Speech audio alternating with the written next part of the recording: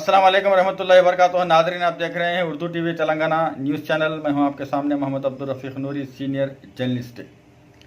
आइए उर्दू टीवी के खबरनामे में आपका खैर मुक़द्दम है। आइए देखते हैं आज की तफसीलात। सदर कांग्रेस राहुल गांधी 13 जून 2018 को दावत इफ्तार का अहतमाम कर रहे हैं।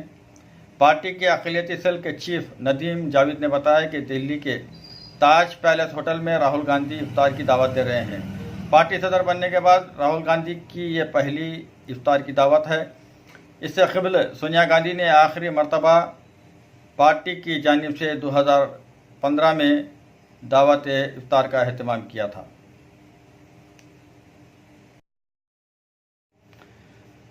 मुंबई में आज हुई ज़बरदस्त बारिश की वजह से आम जिंदगी दरहम बरहम होकर रह गई है। सड़कों पर पानी जमा हो गया है, जिसकी वजह से सड़कें तालाब का मंजर पेश कर रही हैं। ट्रांसपोर्ट, ट्रेन के अलावा परवाज़ों की आमद व रफ्त में भी खलल पड़ा है। लोकल ट्रेनें भी 15 था 20 मिनट ताख़ीर से चल रही हैं।